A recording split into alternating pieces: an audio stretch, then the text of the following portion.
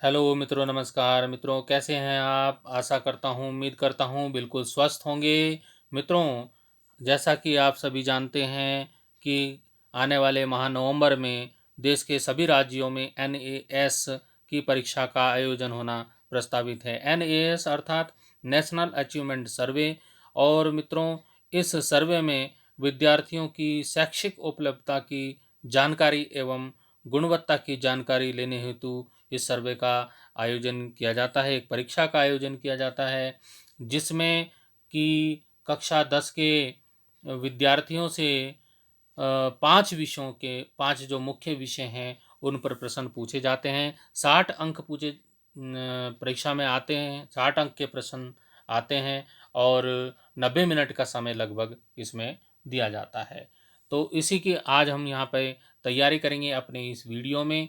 इस वीडियो में हम आज कक्षा 10 हिंदी के पेपर की तैयारी करने जा रहे हैं। ये हमारा सैंपल पेपर है और मित्रों, हमने 60 प्रश्न का एक सैंपल पेपर का वीडियो बनाया था जो कि मेरे चैनल पर उपलब्ध है।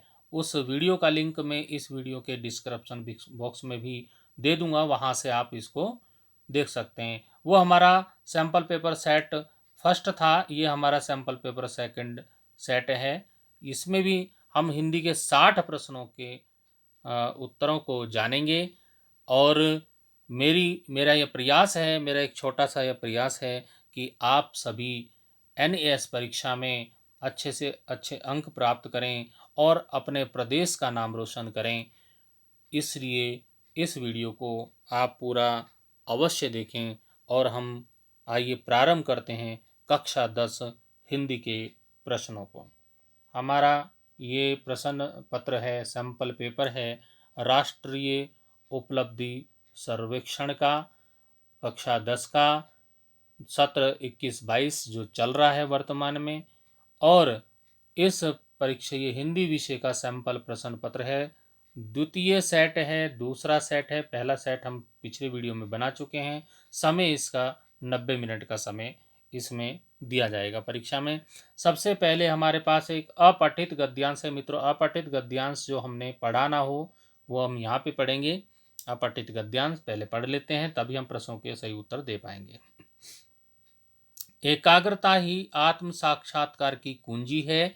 एकाग्रता का उपाय यह है कि छात्र में मैत्री, करुणा, मुदिता और उपेक्षा का भाव उत्पन्न किया जाए और उसे निष्काम कर्म में प्रवृत्त किया जाए। दूसरे के सुख को देखकर सुखी होना मैत्री और दुख को देखकर दुखी होना करुणा है। किसी को अच्छा काम करते देखकर प्रसन्न होना और उसका प्रोत्साहन मुदिता है और दुष्कर्म का विरोध करते हुए अनिष्टकारी से शत्रुता न लेना उपेक्षा है। आज सब अपने अपने अधिकारों के लिए लड़ते हैं। इस झगड़े का अंत नहीं हो सकता यदि धर्म बुद्धि जगाई जाए और सब अपने अपने कर्तव्यों में तत्पर हो जाएं, तो विवाद की जड़ ही कट जाए और सबको अपने उचित अधिकार स्वतः प्राप्त हो जाएं।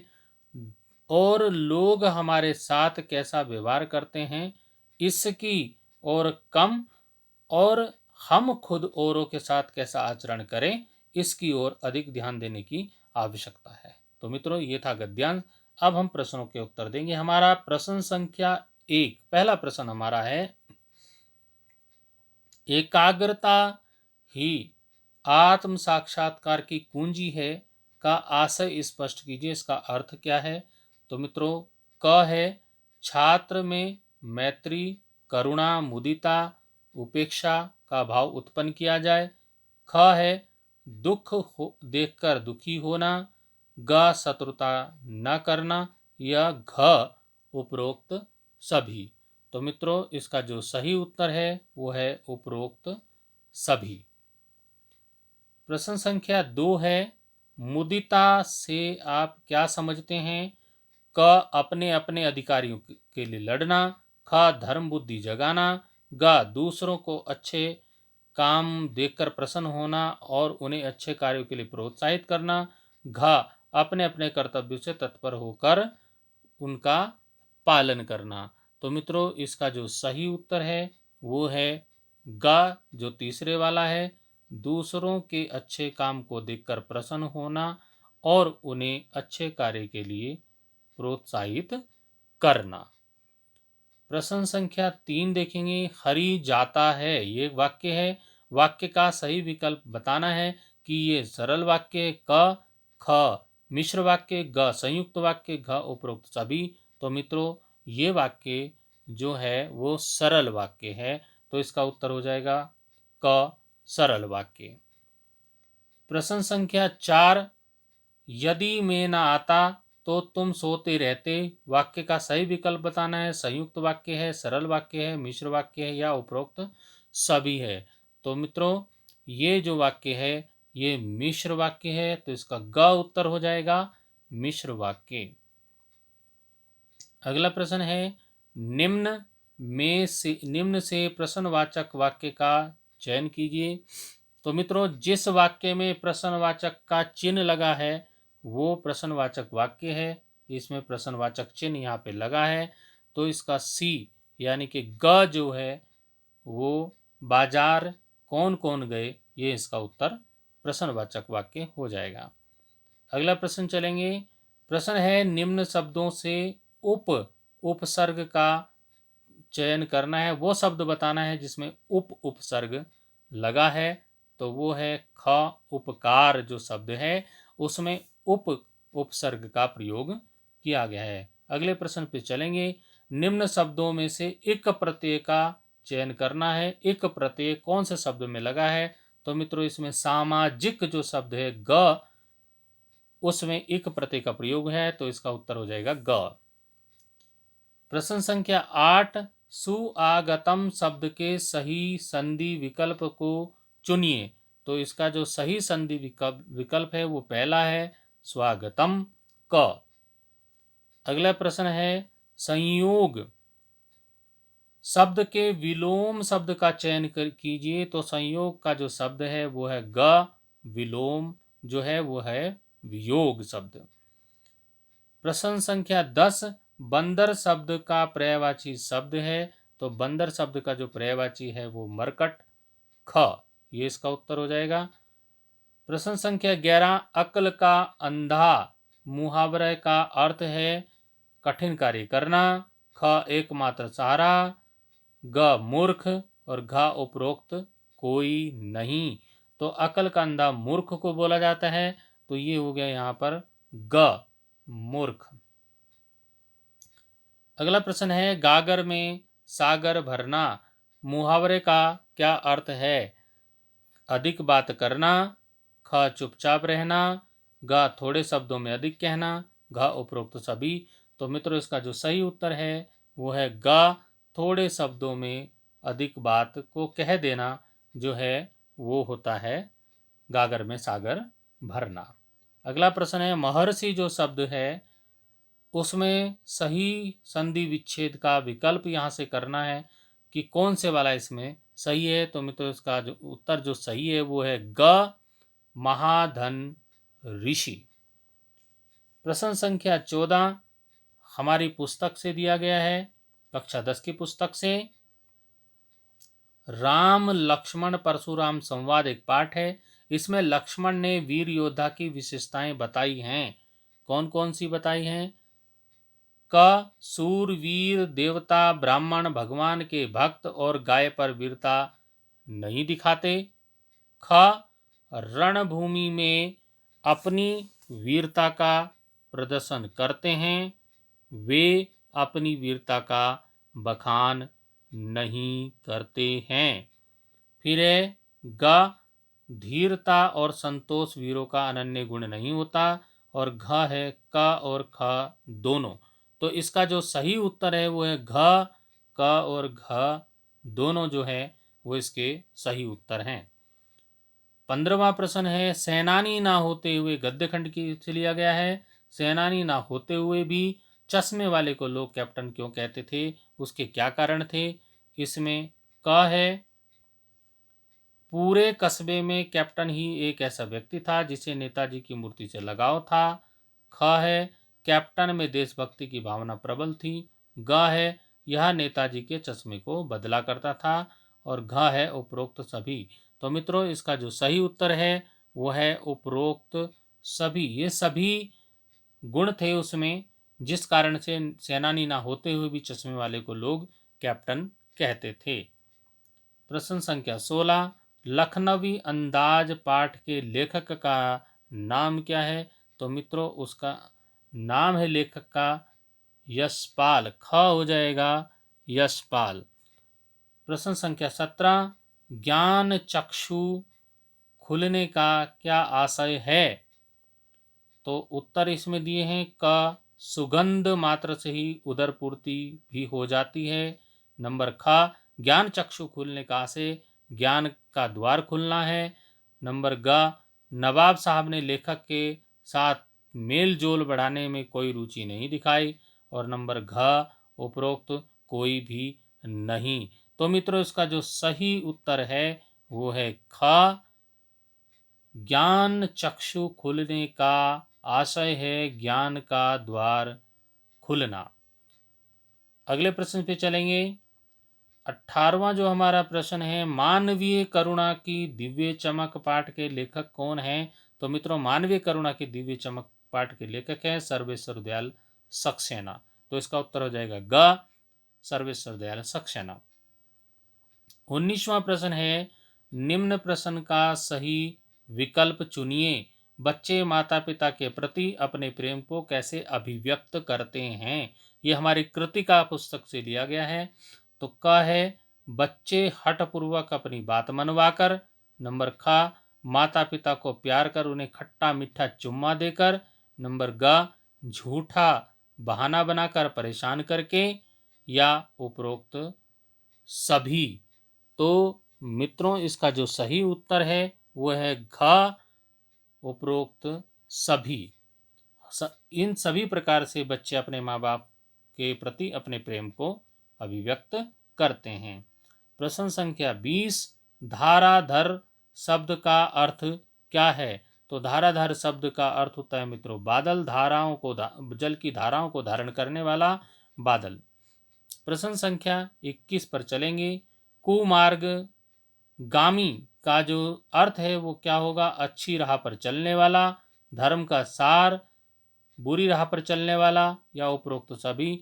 तो मित्रों उसका जो सही उत्तर है कुमार्गामी को बोलते हैं। इसका उत्तर हो जाएगा ग बुरी राह पर चलने वाले को बोलते हैं कुमार्गामी। प्रश्न संख्या 22, निम्न प्रश्न का सही विकल्प चुनिए। बादल के किस रूप को निराला ने प्रस्तुत किया है? नंबर क उत्साह कवि का आह्वान गीत। नंबर ख बच्चे सदैव ही प्रगति, उन्नति और उत्साह मिश्रित सुखद भविष्य की कामना करने वाले होते हैं। नंबर ग निराला जी ने बादल को एक और पीड़ित प्यासे जन की आकांक्षा और पूरा करने वाला, दूसरी ओर नई कल्पना और नए अंकुर के लिए वरदान बताया है। और नंबर घ है उपरोक्त सभी। तो मित्रों इसका जो सही उत्तर है वो है उपरोक्त सभी। घ वाला इसका उत्तर हो जाएगा। अगला प्रश्न है, फादर बुलके किस भाषा को राष्ट्रभाषा के रूप में देखने की उनकी चिंता थी? उसका जो सही उत्तर है वो हिंदी हो जाएगा। ग हिंदी को वो राष्ट्रभाषा के रूप में देखना चाहते थे। अगला जो हमारा प्रश्न है, निम्न वाक्य में प्रविशेषण छांटिए। वह अत्यंत तेज दौड़ता है। अब इसमें प्रविशेषण कौन सा होगा? मित्रों वो शब्द जो विशेषण की भी विशेषता बताते हैं। देखिए संज्ञा या सर्वनाम की विशेषता बताने वाले शब्दों को विशेषण कहते हैं और जो शब्द विशेषण की भी विशेषता बताए वो होता है प्रविशेषण। तो इसमें जो प्रविशेषण है वो शब्द है अत्यंत। तो इसका सही उत्तर हो जाएगा ग अत्यंत। अगले प्रश्न पे चलेंगे। हमारा पाठ है कक्षा 9 की किताब से लहासा की ओर। पाठ के लेखक का नाम। लहासा की ओर जो पाठ है वो भ्रमण यात्रा है, यात्रा वृतांत है।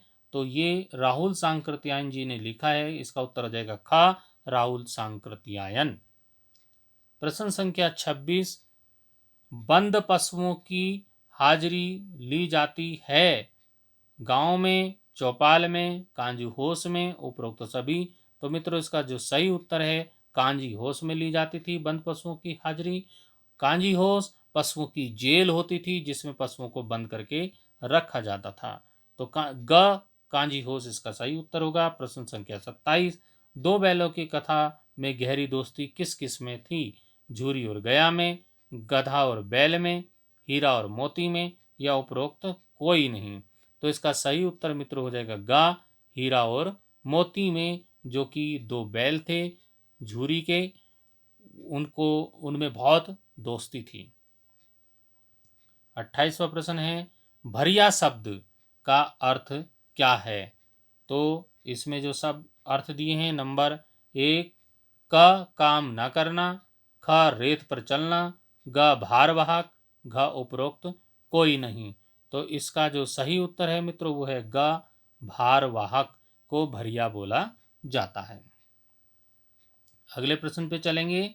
सालिम अली टापू नहीं सागर थे से अभिप्राय है। क प्रकृति को आदमी अपनी नज़र से देखता है। नंबर ख सालिम अली का ज्ञान टापू के समान सीमित और स्थिर नहीं था, वरन उनका ज्ञान के उनका जो गहरा, असीमित और विस्तृत था। उनका जो ज्ञान था, उनका ज्ञान तो सागर के समान विस्तृत था। तो इसका यही उत्तर होगा मित्रों, जो ख वाला है यही इसका उत्तर है कि सालिम अली का ज्ञान टापू के समान सीमित और स्थिर नहीं था, वरन उनका ज्ञान तो सागर के समान गहरा और असीमित और विस्तृत था। अगले प्रश्न पे चलेंगे। बच्चे काम पर जा रहे हैं कविता के रचयिता कौन है? कक्षा 9 के अंत में ये कविता है, आखिरी कविता है कक्षा 9 की जो क्षितिज पुस्तक है उसकी अंतिम कविता बच्चे काम पर जा रहे हैं, और ये कविता लिखी है राजेश जोशी जी ने। तो इसका उत्तर हो जाएगा ग राजेश जोशी। अगला प्रश्न है, मरकत शब्द का अर्थ है? तो इसका जो उत्तर हो जाएगा ग पन्ना रत्न। इसका उत्तर हो जाएगा, ये कविता है कक्षा 9 की पुस्तक में। अगला प्रश्न है, हमारी संस्कृत विनोदिनी पुस्तक से ये प्रश्न है, हिंदी की पुस्तक है। विवेकः कस्याम कक्षायाम पठति? विवेक कौन सी कक्षा में पढ़ता है का सही विकल्प चुनना है। तो मित्रों विवेक 9वीं कक्षा में पढ़ता है, ग नवम कक्षा। ये पहला पाठ है, परिचय पाठ है। प्रश्न संख्या 33, नद्याम का आसीत नदी में कौन था? तो नदी में एक मगरमच्छ था जिसको संस्कृत में मकर बोला जाता है। तो इसका उत्तर हो जाएगा ग मकरः। अगला प्रश्न है, नंदा राज यात्रा आयोजिते? नंदा राज जो यात्रा है वो कितने वर्ष में आयोजित होती है?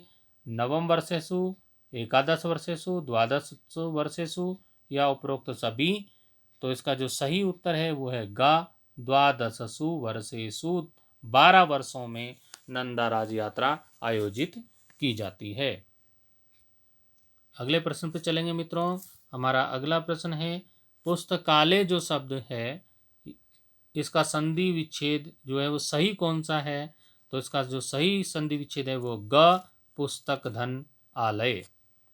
अगले प्रश्न पे चलेंगे। निम्न प्रश्न का सही विकल्प चुनिए। तिब्बत में डांडा किसे कहते हैं? तो इसका जो ऑप्शन है वो हम विकल्प देख लेते हैं। इसके ऑप्शन हैं क पहाड़ों के कोनों और नदियों के मोड़ों पर दूर तक कोई आदमी नजर नहीं आता, इसलिए ये जगह खतरों से भरी रहती हैं। नंबर ख डांडे समुद्र तल से 16-17 हजार फीट की ऊंचाई पर स्थित हैं। नंबर ग तिब्बत में पहाड़ों के सीमांत ऊंचे स्थलों को डांडा कहा जाता है। नंबर घ उपरोक्त कोई भी नहीं। तो मित्रों इसका उत्तर हो जाएगा ग तिब्बत के पहाड़ों के सीमांत ऊंचे स्थलों को डांडा कहा जाता है। तो ये ग इसका उत्तर हो जाएगा। अगला प्रश्न है, रीढ़ की हड्डी जो हमारी एकांकी है कृतिका पुस्तक में, रीढ़ की हड्डी एकांकी के मुख्य पात्र इनमें से कौन है? तो इसमें से मुख्य पात्र जो इसकी है वो है उमा। ग इसका उत्तर हो जाएगा उमा। अगले प्रश्न में चलेंगे मित्रों। अगला प्रश्न है, माटी वाली एक पाठ है कृतिका पुस्तक में कक्षा 9 में। माटी वाली कक्षा 10 में माटी वाली का रोटियों का इस तरह हिसाब लगाना उसकी किस मजबूरी को प्रकट करता है? तो इसका उत्तर इसमें दिए हैं।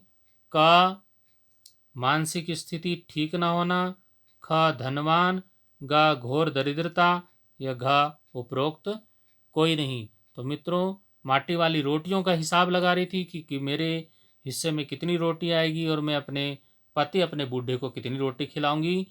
तो ये किस मजबूरी को प्रकट करता है? तो यहाँ पर इसका उत्तर हो जाएगा ग घोर दरिद्रता को। बहुत बुरी गरीबी, जो भयंकर गरीबी, उसको ये प्रकट करता है। अगला प्रश्न है, निम्न पंक्ति का सही विकल्प चुनिए। मानुष हो तो वही रसखानी, बसों ब्रज गोकुल गांव के गवारन। इसमें से सही उत्तर कौन सा होगा? क है, रसखान गोवर्धन पर्वत का पत्थर बनना चाहते थे। नंबर ख, कवि रसखान ब्रज भूमि के प्रति अपना अनुराग प्रकट करते हैं इन पंक्तियों में। नंबर ग, यदि मैं अगले जन्म में मनुष्य बनूं तो गोकुल गांव के ग्वालों के बीच रहूं। नंबर घ है, ख एवं ग दोनों है। तो मित्रों, यही इसका उत्तर है। ख और ग दोनों ही इसका उत्तर हैं। वो ब्रजभूमि के प्रति अपना अनुराग भी प्रकट करना चाहते थे और साथ ही साथ वो मनुष्य बनने पर गोकुल गांव में ही ग्वालों के बीच में रहना चाहते थे। अगला 40वां जो प्रश्न है, कैदी और कोकिला कविता में काली विशेषण शब्द प्रयुक्त हुआ है कोयल के लिए, रजनी के लिए, टोपी और कंबल के लिए, या उपरोक्त सभी। तो मित्रों, इसका जो सही उत्तर है वो है उपरोक्त सभी। सभी के लिए काली शब्द का प्रयोग यहाँ पर कवि जो कवि ने वहाँ पर अपनी कविता में कैदी और कोकिला में किया है। उन्होंने काली कोयल को भी काली बोला है, रजनी रात को काली बोला है, टोपी भी काली और कंबल भी काली। सभी के लिए उन्होंने काली शब्द का प्रयोग किया है। तो उसका सही उत्तर हो जाएगा घ, उपरोक्त सभी। अगला हमारा प्रश्न है, अधिकरण कारक का चिन्ह है। तो मित्रों, मैंने पिछले वीडियो में बताया था, जो ये कारक होते हैं, ये कारक में सबसे पहले हमारा कर्ता कारक जिसका चिन्ह होता है ने, कर्म कारक जिसका चिन्ह होता है को, करण कारक जिसका चिन्ह होता है से या द्वारा, फिर संप्रदान कारक होता है जिसका चिन्ह होता है के लिए, फिर अपादान कारक होता है जिसका चिन्ह होता है से या अलग होने के अर्थ में, और फिर अधिकरण कारक में या पर का जो चिन्ह लगता है। फिर इस प्रकार से ये कारक होते हैं। अभी यहाँ पर हमें अधिकरण कारक का चिन्ह बताना है, जो मैंने अभी बताया, में या पर। तो इसका उत्तर हो जाएगा ग, में, पर। अगला प्रश्न है, पुत्राय शब्द में विभक्ति। तो पुत्राय शब्द में चतुर्थी विभक्ति संप्रदान कारक है, तो चतुर्थी विभक्ति हो जाएगी चतुर्थी संप्रदाने। अर्थात यहाँ पर पुत्राय पुत्र के लिए, संप्रदान के लिए का प्रयोग होता है, तो यहाँ पर चतुर्थी विभक्ति होगी। अगला प्रश्न है, निम्न शब्दों से अव्यय शब्द चुनिए। क है अत्र, ख है यदा, ग है शीतल, और घ है का और ख दोनों। तो सही उत्तर यही है, क और ख दोनों ही अव्यय हैं। अत्र भी अव्यय है, यदा भी अव्यय है। तो इसका जो सही उत्तर है वो घ, क और ख। अगले प्रश्न पे चलेंगे। लेखक ने फादर बुल्के को मानवीय करुणा की दिव्य चमक कहा, का सही विकल्प चुनिए की क्यों कहा। नंबर क, फादर ने अपने संपूर्ण जीवन में मानव सेवा की। नंबर ख, प्रत्येक से उनके घर परिवार के विषय में, उसकी व्यक्तिगत सुख दुख तकलीफ के विषय में पूछना फादर का भी स्वभाव था। नंबर ग, बड़े से बड़े दुख में लोगों को सांत्वना देते थे। तो मित्रों, इसका जो सही उत्तर है उपरोक्त सभी, ये सारे गुण फादर बुल्के में थे, इसीलिए उनको लेखक बहुत अच्छा मानता था। तो उपरोक्त सभी हो जाएगा। अगला हमारा प्रश्न है, दुर्लभ शब्द में उपसर्ग क्या होगा। तो दुर्लभ शब्द में उपसर्ग होगा दुर, तो इसका उत्तर हो जाएगा ग, दुर। अगले प्रश्न पे चलेंगे, पठनीय जो शब्द है, संस्कृत का शब्द है पठनीय, शब्द में प्रत्यय क्या होगा। तो मित्रों, इसका जो प्रत्यय होगा वो प्रत्यय है अनियर प्रत्यय का इसमें प्रयोग हुआ है। मित्रों, प्रश्न संख्या 47, नीलकंठः शब्द का सही समास विग्रह चुनिए। तो इसका जो सही समास विग्रह है वो ख, नीलः कंठ यस्य सः, नीला कंठ है जिसका, अर्थात शिव शंकर भोलेनाथ। तो इसका सही उत्तर हो जाएगा। 48वां प्रश्न है, पठतु धातु का सही लकार चुनिए। तो इसका जो सही लकार, पठतु धातु का जो सही लकार है मित्रों, वो इसमें हो जाएगा लोट लकार। इसमें ग, लोट लकार पे हम टिक कर देंगे, ये आंसर लिखेंगे। अगला हमारा प्रश्न है, अपठत धातु रूप में सही लकार एवं वचन को चुनिए। क लट लकार एक वचन, ख लंग लकार एक वचन, ग लट लकार बहुवचन और घ उपरोक्त कोई नहीं। तो मित्रों, इसका उत्तर जो है वो हो जाएगा ख लंग लकार एक वचन। मित्रों, मेरा आपसे निवेदन है, मैं ये बच्चों की सहायता के लिए जो वीडियो बना रहा हूँ, इसको आप अधिक से अधिक शेयर करें ताकि सभी बच्चे, सभी विद्यार्थी इसका लाभ उठा सकें। मित्रों, 50वां हमारा प्रश्न है, रामस्य शब्द रूप में सही विभक्ति को चुनना है। तो इसमें मित्रों षष्ठी विभक्ति है। रामस्य, राम का संबंध का के की जो चिन्ह लगता है, तो इसमें हम षष्ठी विभक्ति को का प्रयोग यहाँ पर हुआ है। अगला प्रश्न है, मोहन के द्वारा पुस्तक पढ़ी गई, वाक्य में सही वाच्य के विकल्प को चुनिए। तो मोहन के द्वारा, मित्रों आपने जो अंग्रेजी भाषा का जब अध्ययन करते हैं तो आपने पढ़ा होगा एक्टिव वॉइस, पैसिव वॉइस। यही यहाँ पर जो ये वाक्य है, मोहन के द्वारा पुस्तक पढ़ी गई, जो पुस्तक है रीड बाय मोहन, तो ये यहाँ पर पैसिव वॉइस बना है। तो इसको हिंदी में बोलते हैं कर्म वाच्य। तो इसका उत्तर हो जाएगा ख कर्म वाच्य, और जो कृत्र वाच्य वो एक्टिव वॉइस और कर्म वाच्य पैसिव वॉइस होता है। तो इस प्रकार से यहाँ पर हम हिंदी में बात करेंगे, इसका जो सही उत्तर है वो ख है कर्म वाच्य। जहाँ पर भी ध्यान देंगे आप, जिस वाक्य में द्वारा का प्रयोग हुआ है वहाँ पर आप ध्यान देंगे हमारा कर्म वाच्य लगभग आता है। अगले प्रश्न पे चलेंगे, पवन सोता है, वाक्य में सही वाच्य के विकल्प को चुनिए कि इसमें कौन सा वाच्य है। तो ये वाच्य कृत्र वाच्य, इसको हो जाएगा का कृत्र वाच्य। अब चलेंगे प्रश्न संख्या 53 पर, मुझसे चला नहीं जाता, वाक्य में सही वाच्य के का जो है हमें चुनाव करना है। तो इसमें जो सही उत्तर हो जाएगा वो हो जाएगा भाववाच्य। मुझसे चला नहीं जाता, मोहन से चला नहीं जाता, मुझसे बैठा नहीं जाता, मुझसे गिलास टूट गया। तो इस प्रकार जो भी वाक्य आएंगे वो भाववाच्य के अंतर्गत आते हैं। अगले प्रश्न पर चलेंगे, निम्न में से निषेधात्मक वाक्य का चयन कीजिए।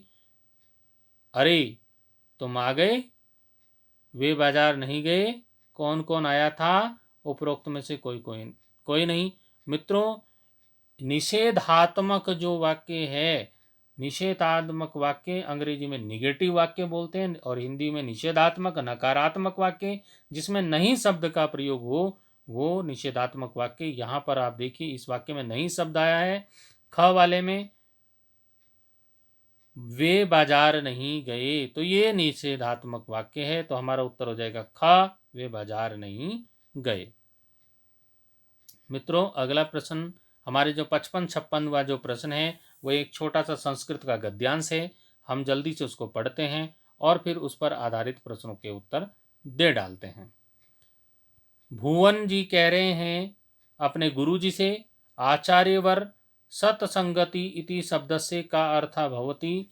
गुरुजी, आचार्य जी, सत्संगति इस शब्द का क्या अर्थ होता है?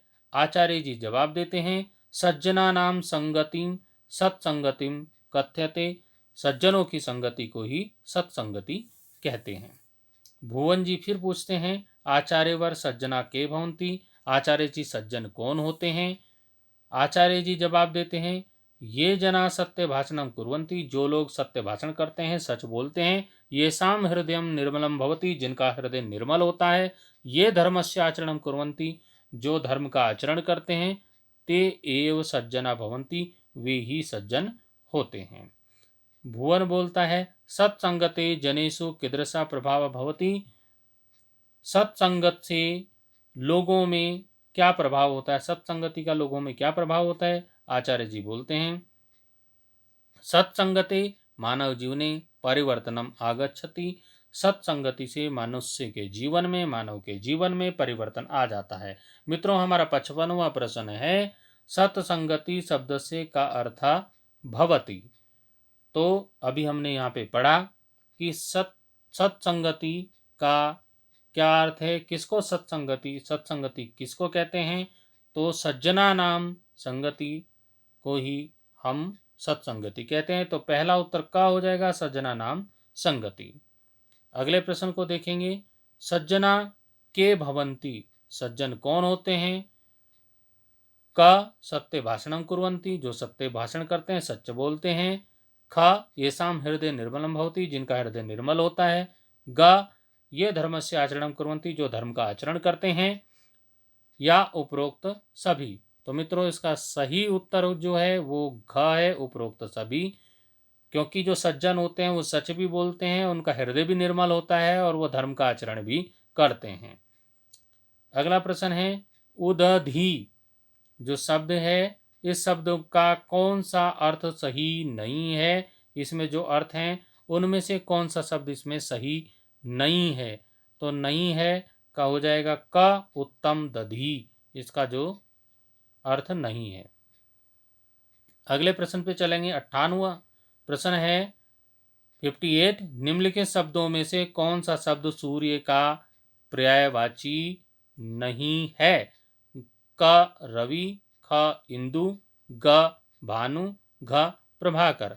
तो मित्रों, इसका जो सही उत्तर है वो है इंदु। इंदु जो है चंद्रमा का पर्यायवाची है, सूर्य का पर्यायवाची नहीं है। अगले प्रश्न पे चलेंगे, भ्रमर का समानार्थी शब्द बताइए। तो भ्रमर का जो समानार्थी शब्द इसमें है वो है मधुप। ये कक्षा 10 की कविता में आया है, जयशंकर प्रसाद जी ने लिखी है कविता, आत्मकथ्य उसमें है, मधुप गुनगुनाकर कह जाता कौन कहानी यह अपनी। तो एक लाइन है उसमें ये मधुप शब्द आया है। अगला प्रश्न है, पावक शब्द में कौन सी संधि है? तो इसका मित्रों जो सही उत्तर है, पावक शब्द में जो संधि है वो है अयादि संधि। घ इसका उत्तर हो जाएगा। मित्रों, इस प्रकार हमने हिंदी के द्वितीय सेट के सेकंड जो हमारा सेट है उसके 60 प्रश्नों का अध्ययन अपने इस वीडियो में किया। ये हमारा जो वीडियो था NAS की तैयारी के लिए था। राष्ट्रीय उपलब्धि सर्वेक्षण जो नवंबर माह में होना है उसकी तैयारी हम किस प्रकार से कर सकते हैं। पिछले वीडियो में 60 प्रश्नों का मैंने अध्ययन कराया था और इस वीडियो में 60 प्रश्नों का अध्ययन कराया, तो हमारे 120 प्रश्न तैयार हो गए। अब अगले वीडियो में और मैं प्रश्न लेकर उपस्थित होऊंगा। और मित्रों, ये परीक्षा की आप तैयारी भली भांति कर लीजिए। इसमें किस प्रकार से OMR पत्रक में आपको गोले काले करने हैं, उसके लिए भी मैंने एक वीडियो बनाया है, उसको भी आप देखिएगा, जिससे आप गोले सही प्रकार से कर पाएंगे और अच्छे अंक ले पाएंगे और अपने प्रदेश का नाम रोशन कर पाएंगे। मित्रों, अभी के लिए मैं मेरा नमस्कार। और मित्रों, मैं यही उम्मीद करता हूँ कि आप सभी स्वस्थ रहें, खुश रहें। धन्यवाद।